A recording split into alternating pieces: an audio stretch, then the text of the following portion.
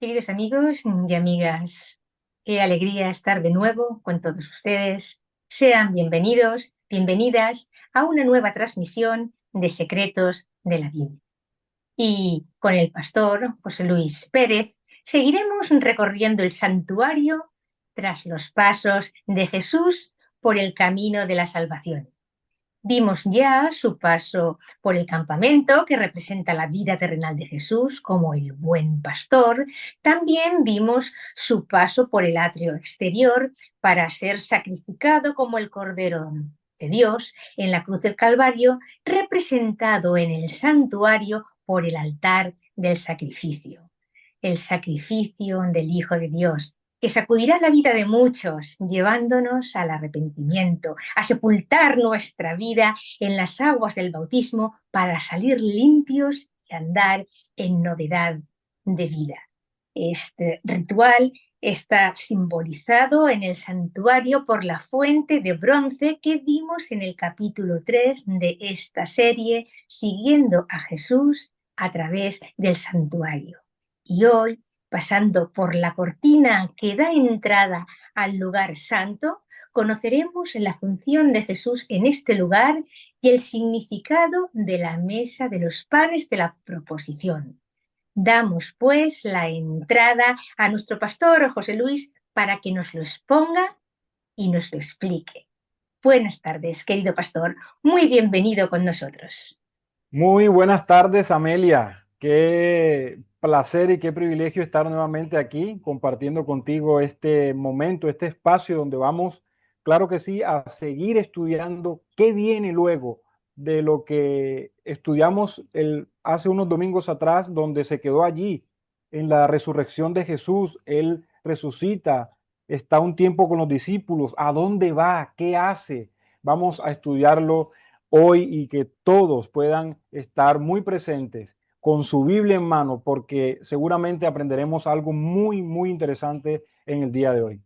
Pues muy bien, José Luis, vamos a verlo porque ya estamos deseando entrar de nuevo en el santuario y conocer la parte que nos toca hoy, en el lugar santo, y ver la mesa con los panes que se hallaba a la derecha, si no recuerdo mal, y estudiar el significado que tiene para nuestra vida cristiana. Así que, pastor, con mucha ilusión de entrar de nuevo en el santuario, le invito a tomar la palabra.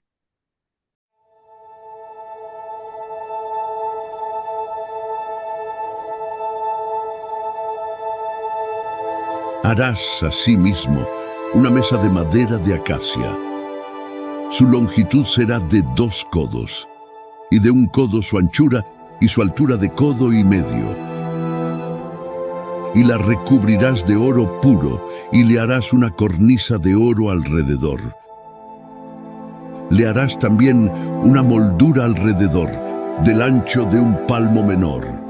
Y le harás una cornisa de oro alrededor de la moldura. Y le harás 4 argollas de oro, las cuales pondrás en las 4 esquinas, que corresponden a sus 4 patas. Las argollas estarán cerca del borde para colocar en ellas las varas para llevar la mesa. Y harás las varas de madera de acacia y las recubrirás de oro, y con ellas será llevada la mesa. Harás también sus platos, y sus cucharas, y sus cubiertas, y sus tazones, con que se libará. De oro fino los harás. Y pondrás sobre la mesa el pan de la proposición delante de mí continuamente.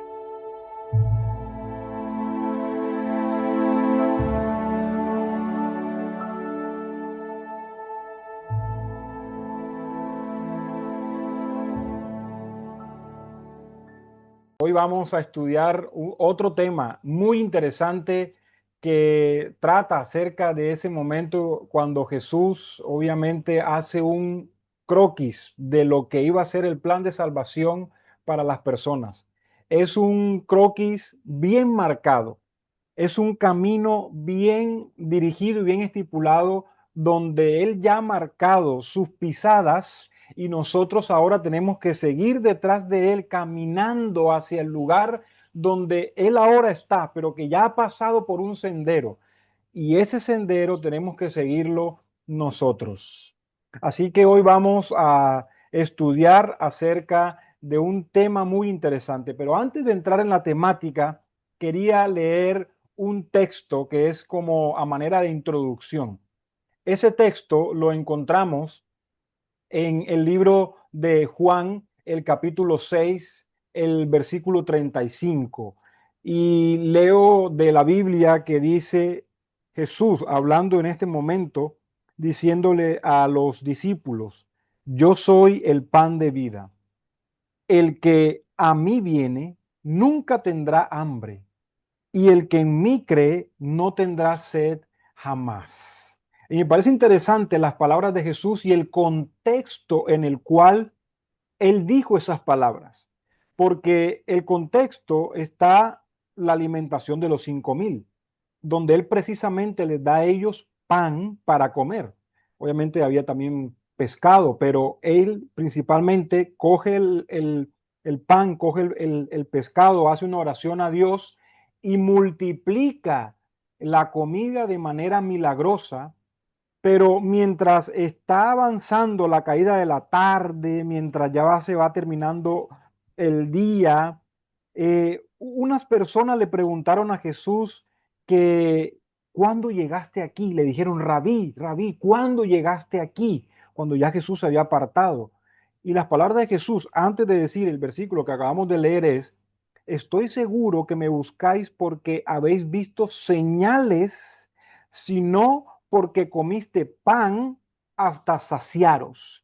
Quiere decir que lo buscaban a él, no por las señales que él hacía y que demostraban que él era el Mesías, sino por el pan que la gente recibía de parte de él.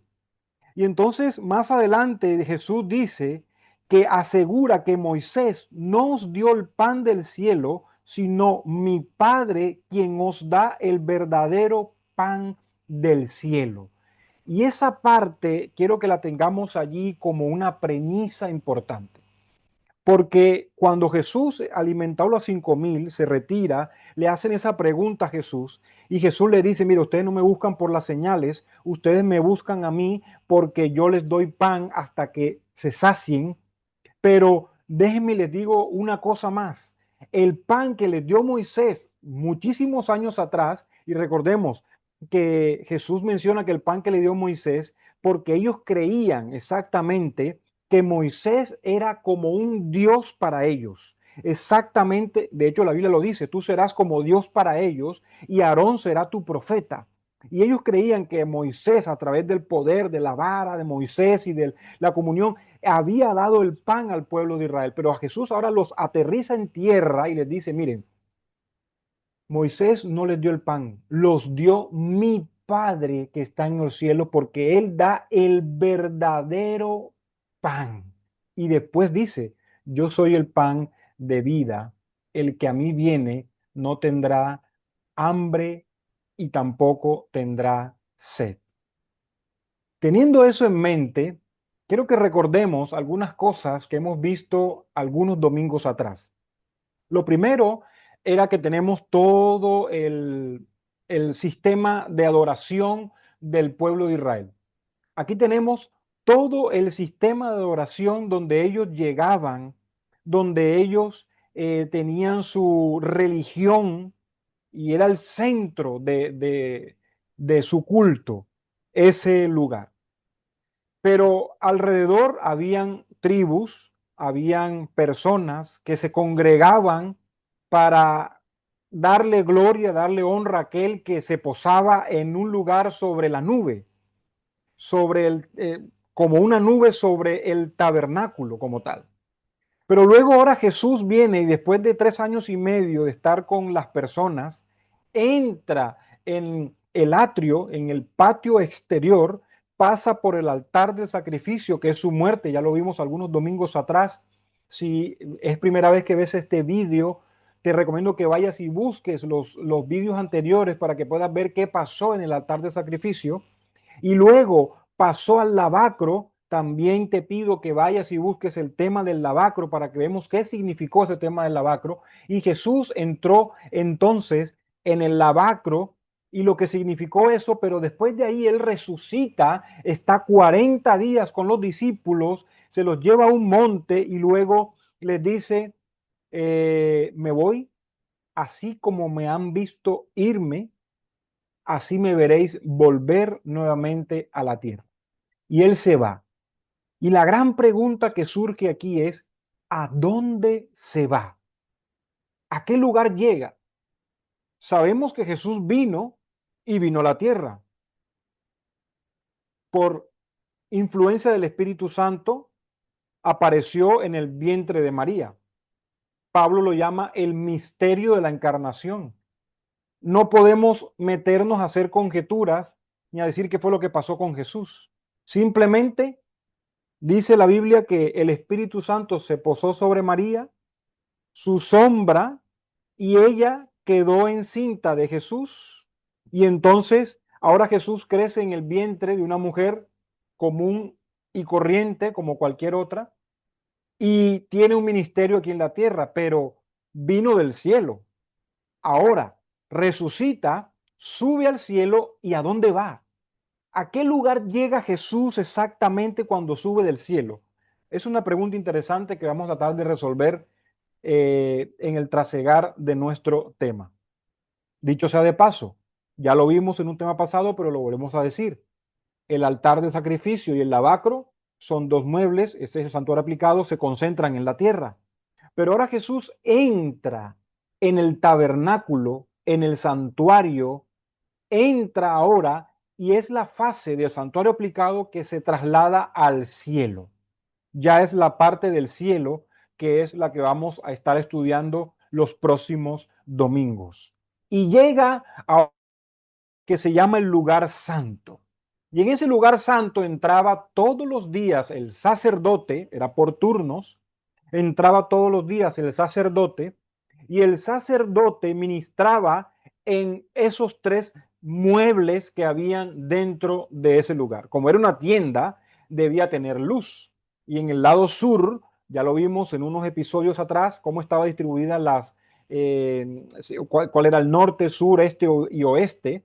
En el lado sur estaba el candelabro que alumbraba la tienda, el apartamento donde el sacerdote entraba. Al frente había una mesa, tenía panes y debajo había utensilios. Y en la parte ya justo para entrar en otro apartamento de ese lugar, de esa tienda, se encontraba un altar que se llamaba el altar del incienso. Aquí lo podemos ver, son los tres muebles que habían. El altar donde se ofrecía incienso para que oliera muy bien en la casa. Era una casa normal, común y corriente, donde habitaba Jesús. Lo vimos al principio, él quería habitar con su pueblo. En tu casa, tú y yo hacemos aseo y ponemos ponemos incienso, ponemos lavanda, ponemos cualquier cosa para que huela de manera interesante cuando alguien llega, para nosotros mismos. Hay luz para poder ver y hay alimentos para poder comer. Lo mismo había en ese apartamento, que era el lugar santo. Y en esta ocasión no vamos a hablar de los tres, pero en esta ocasión vamos a hablar de esta mesa, que era la mesa de los panes. Y en hebreo la palabra es como aparece allí, que es lehem hapanim. Era el término de panes de la presencia o panes de la proposición. Eso es como lo traducen nuestras Biblias. Pero si hacemos un contenido un poco más profundo de qué significa lehem hapanim, significa panes del rostro. Así literalmente, pan del rostro, pan de la cara, del rostro de alguien. Y es interesante eso. Así que Dios le mandó hace muchos años a construir a Moisés esta mesa con unas especificaciones muy interesantes. Le dijo en Éxodo capítulo 25, harás una mesa de madera de acacia. Será de 90 centímetros de largo, de 45 codos de ancho y de 65 metros de alto. La vas a recubrir de oro puro, le harás una moldura de oro alrededor, le harás también un marco alrededor de 7 centímetros de ancho y al marco le harás una moldura de oro alrededor. Ahí lo estamos viendo todo en la imagen, está totalmente descrito. Le harás 4 aros de oro, los cuales pondrás en ella en las 4 esquinas que corresponden a sus 4 patas. Y luego, próximos al marco, estarán los aros donde se colocarán unas varas para poder trasladar y transportar la mesa.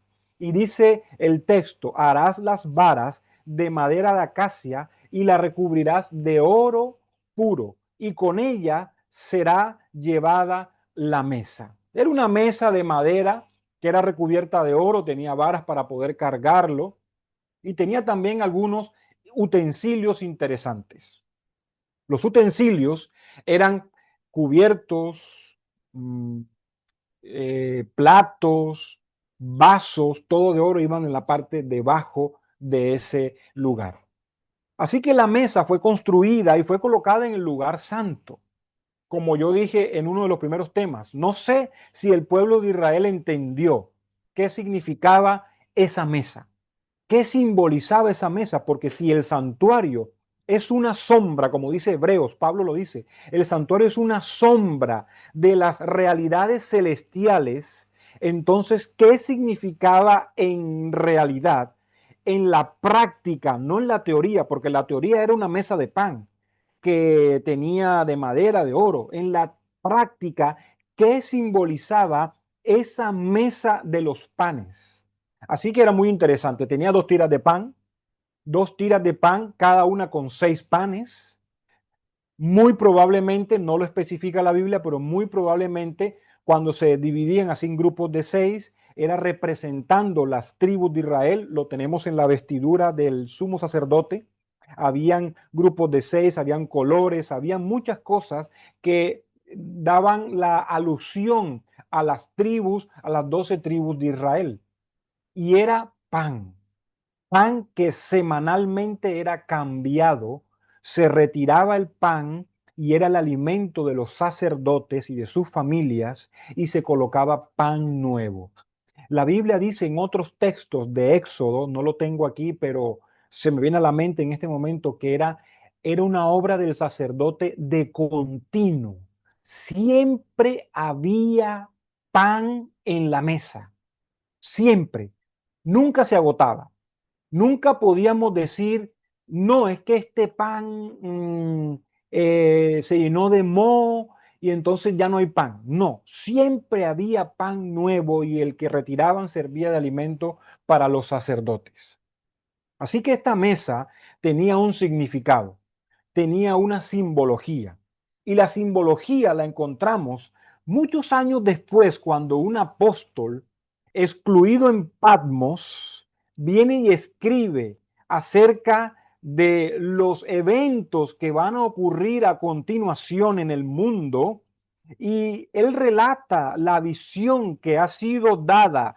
Es una revelación de Jesús, pero que esa revelación viene en un escalafón interesante porque Dios se la da a Jesús y Jesús se la envía por medio de un ángel a Juan y Juan la transmite a 7 iglesias que están distribuidas en Asia. Y de ahí ha transcurrido muchísimos años, miles por ser más exactos, y nos llega ahora a nosotros un texto bíblico con las especificaciones de lo que Juan vio en visión y que tiene mucho que ver con esta mesa de los panes. Por si alguien se está preguntando y qué tiene que ver el libro de Apocalipsis con el santuario de Moisés. Porque al principio hicimos una pregunta. ¿Dónde fue Jesús cuando subió al cielo después de haber resucitado?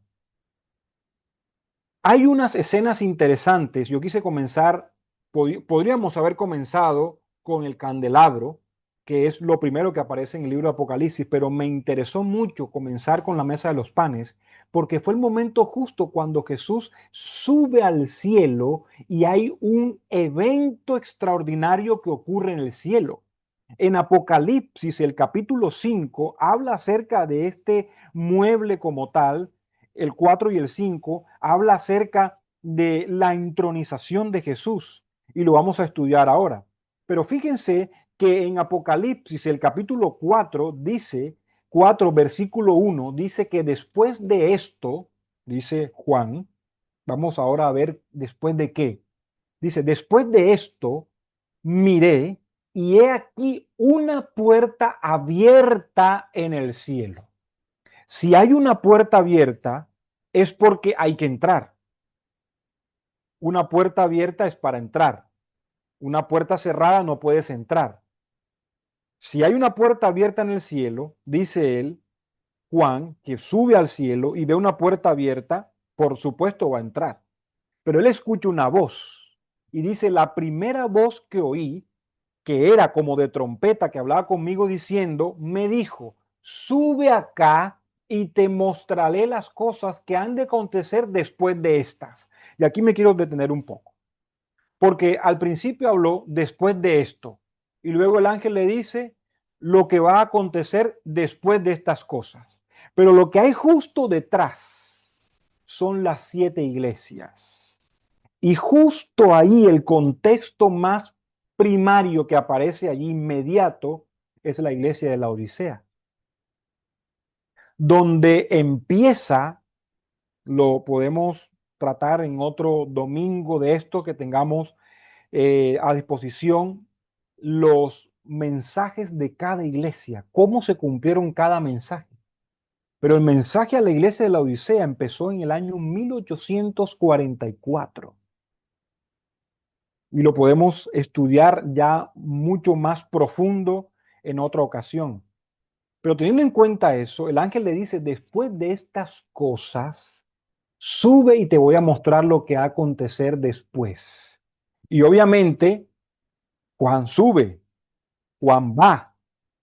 Y las cosas que han de acontecer después de estas es inmediatamente que Juan ve un trono, así como aparece ahí. Y el texto bíblico dice, Apocalipsis 4, de inmediato estuve en el Espíritu, Espíritu con E mayúscula, que es el Espíritu Santo, llevado por él.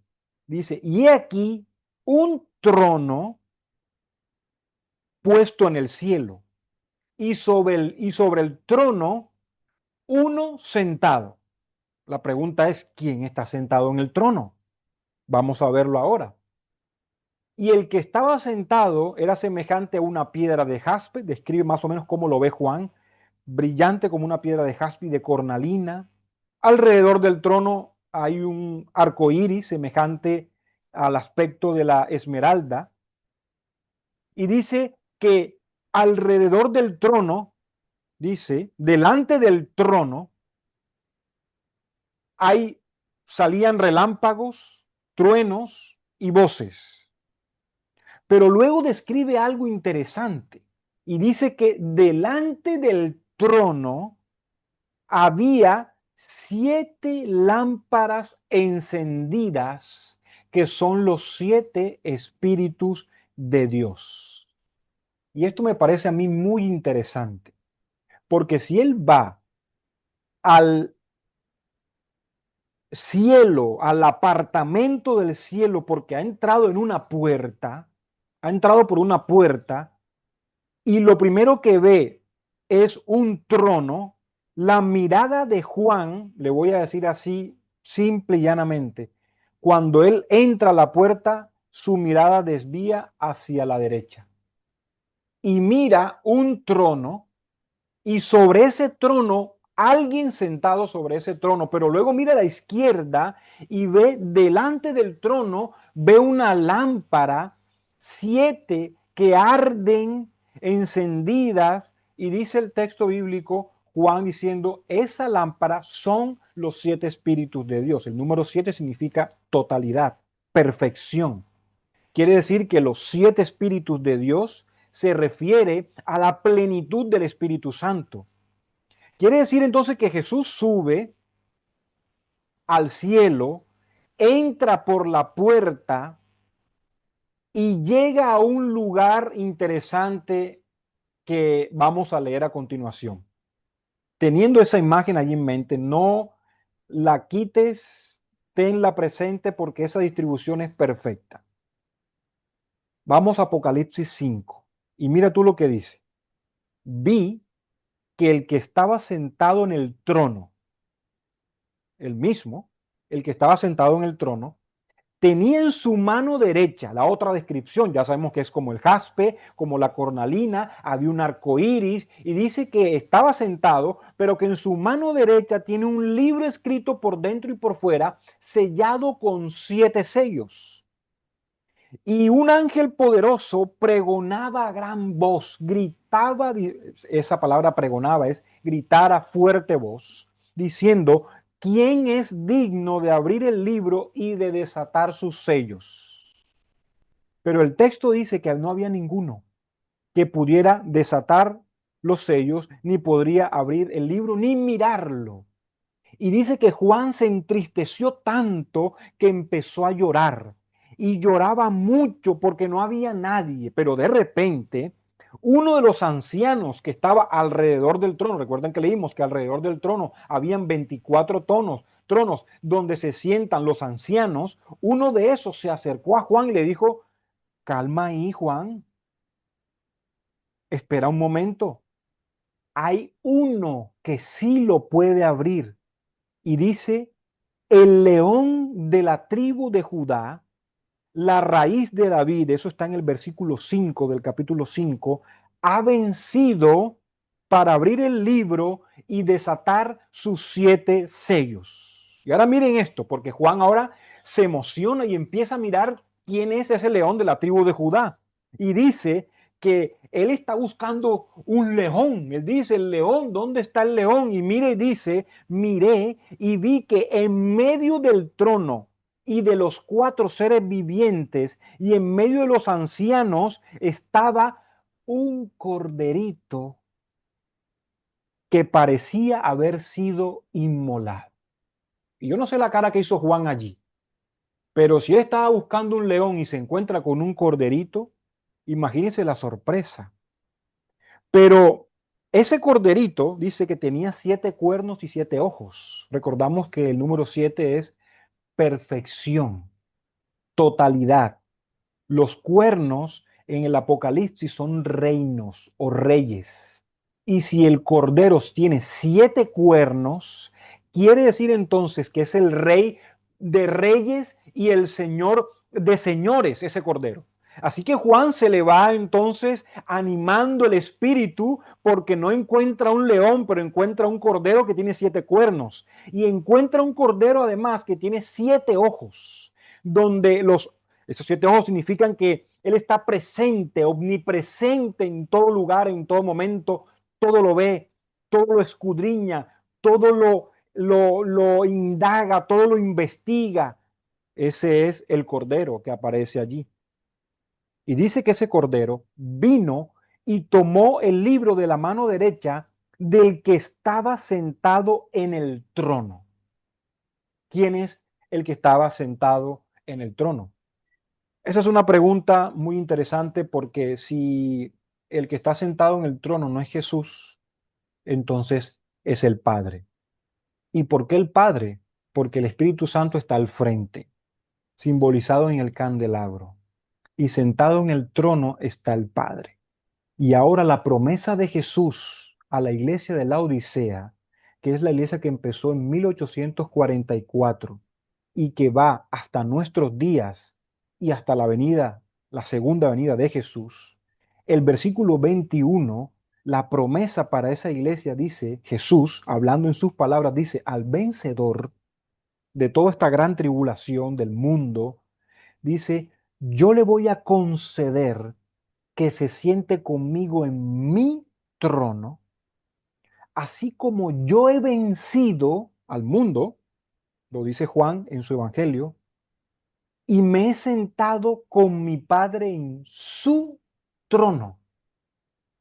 Entonces quiere decir que el trono es más o menos algo así, es un trono doble, que en principio está sentado el Padre, pero que Jesús viene de la tierra y justo viniendo de la tierra entra por una puerta y esa puerta entonces lo lleva al lugar donde está el Padre para recibir el reino, para ungir al Santo de los Santos, para acabar con todo el problema del pecado y todo lo que hizo Satanás durante todos los años. Ahí ungen a Jesús en ese Apocalipsis 5, lo ungen y el aceite, como dice el Salmo, que el aceite bajaba por la barba de Aarón, ese aceite empezó a bajar, a bajar, a bajar y las gotas de ese aceite cayeron en la tierra y hubo un gran Pentecostés donde un sermón bautizaron a miles de personas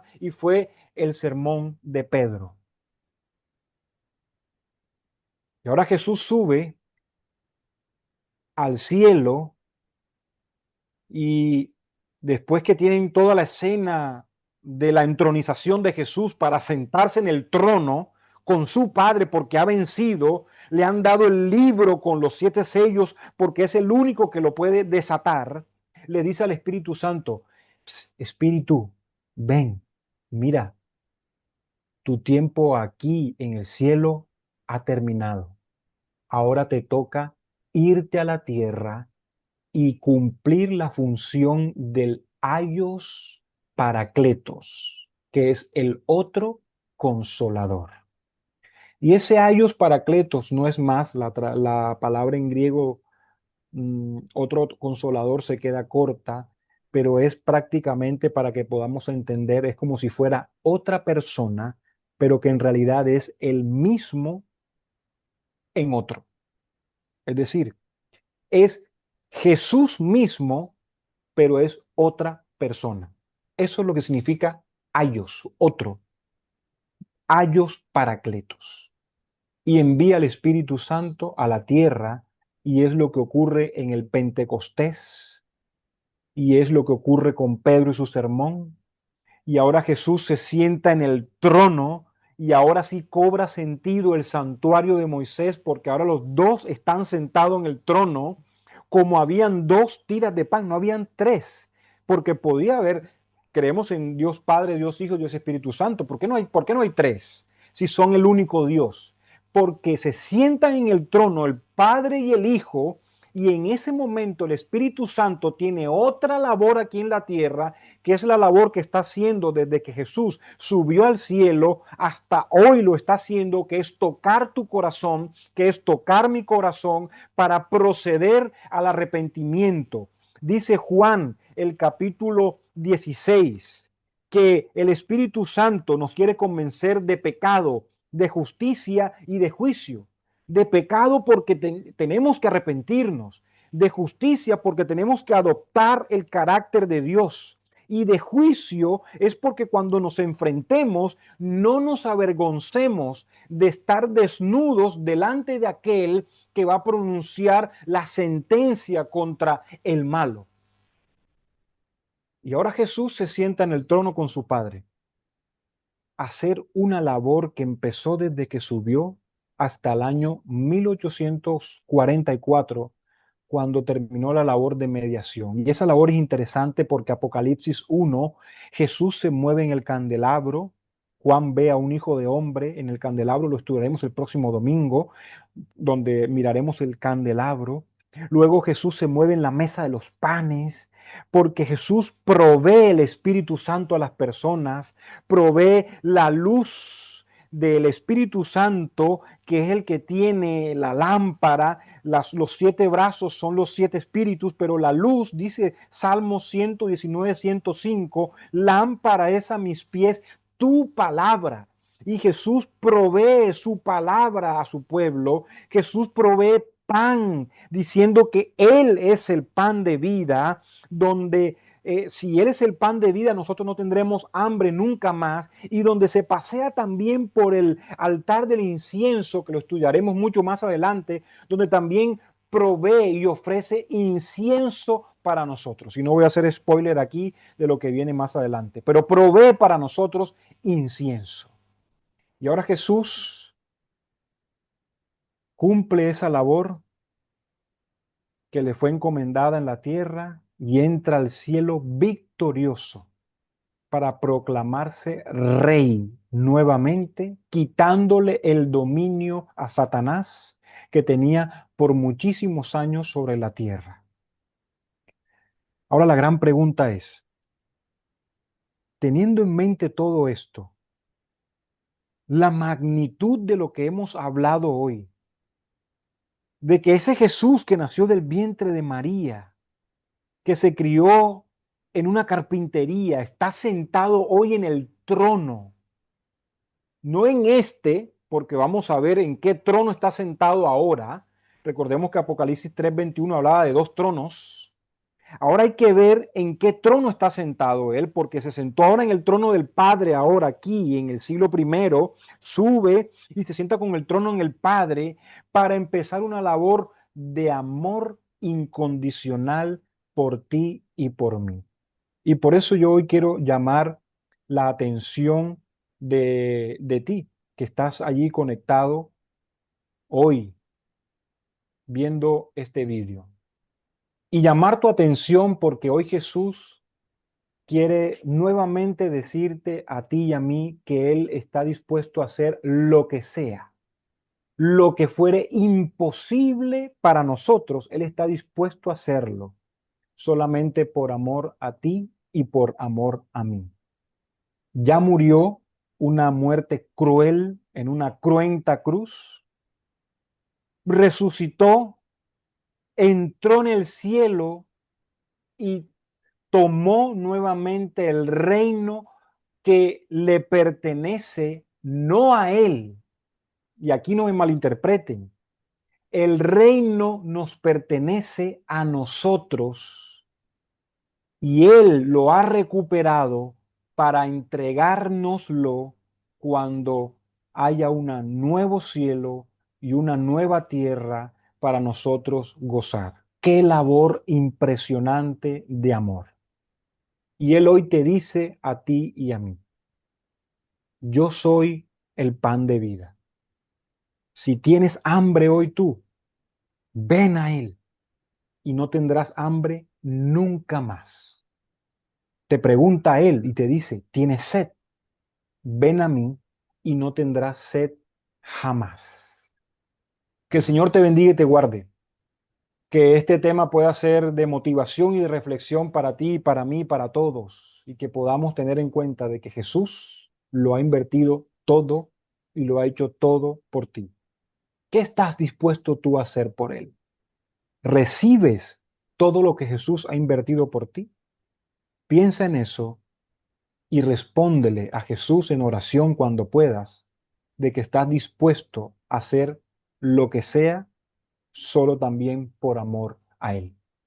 Que Dios te bendiga, querido amigo.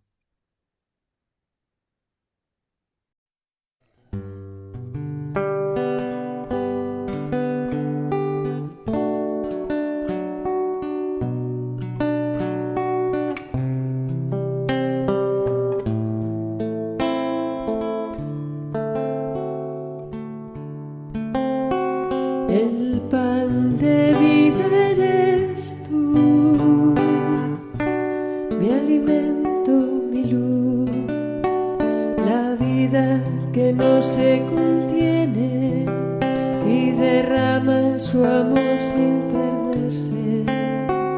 El pan de vida eres tú, mi alimento, mi luz, la fuerza que me abraza siempre, el abrazo que espera paciente.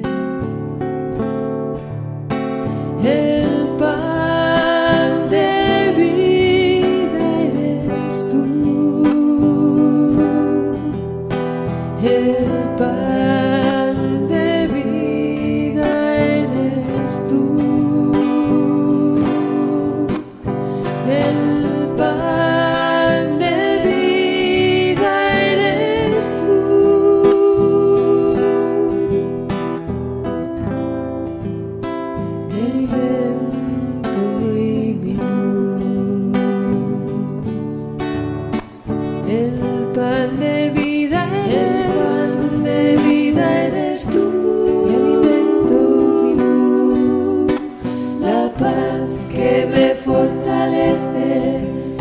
para seguir viviendo de frente.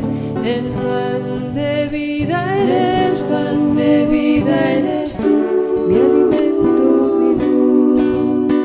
El pan que me compromete, el amor que me invita a ofrecerme. El pan de vida eres tú.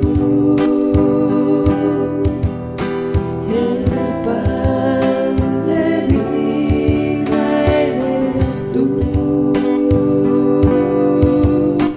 El pan de vida eres tú.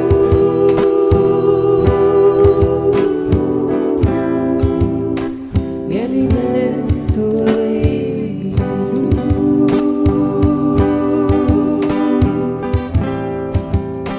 Mi alimento y mi luz.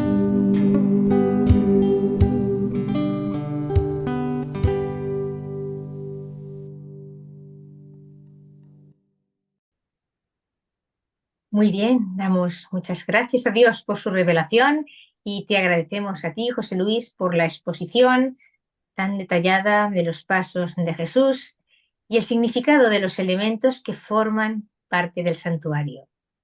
Y bueno, ahora es el momento, antes de que nos despidas con una oración, ya no de sellar, porque lo has sellado muy bien, sino de resellar, insistir en cuál debe de ser nuestra postura, nuestra respuesta a este despliegue tan amplio del amor de nuestro Dios. La respuesta, Amelia, es, me parece a mí que es muy sencilla.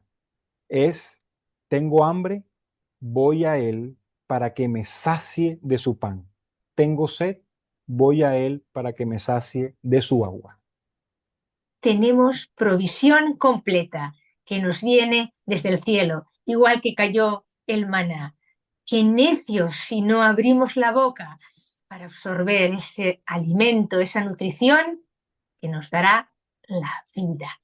Muy bien, querido pastor, pues para finalizar, le invito a que nos despida con una oración. Muy bien, oremos. Amoroso Padre, muchísimas gracias porque tu palabra dice que es viva y es eficaz. Y ese viva y eficaz significa que es una espada de doble filo, que por un lado nos aviva el corazón, que por un lado nos alienta el alma, pero que por otro lado es eficaz en cuanto a nosotros reconocer que somos pecadores y que necesitamos de ti. Por eso en esta hora te decimos abiertamente y a voz en cuello, tenemos hambre, así que sácianos con tu pan. Tenemos sed, Señor, sácianos con tu agua. Gracias por el día de hoy y por tu palabra. En el nombre de Jesús. Amén. Amén. Pues muchas gracias, querido José Luis.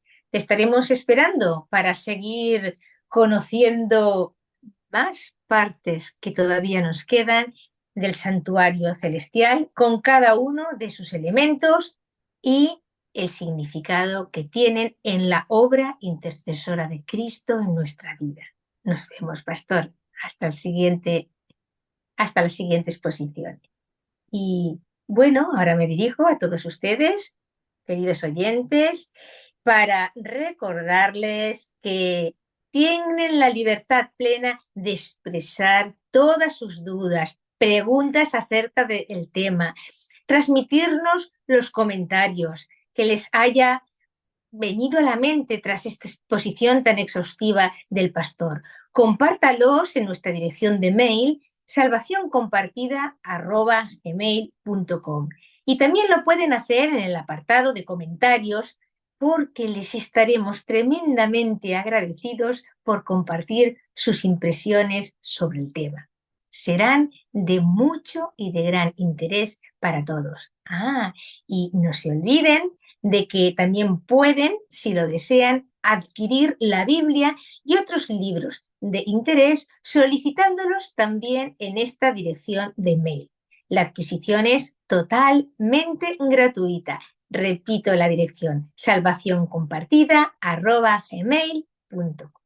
Y bueno, hasta aquí, mis queridos amigos y amigas, nuestra transmisión de hoy. Muchas gracias por acompañarnos en este recorrido por el santuario. Pronto estaremos de nuevo con todos ustedes para conocer más y más secretos de la Biblia. Dios los bendiga. Nos vemos.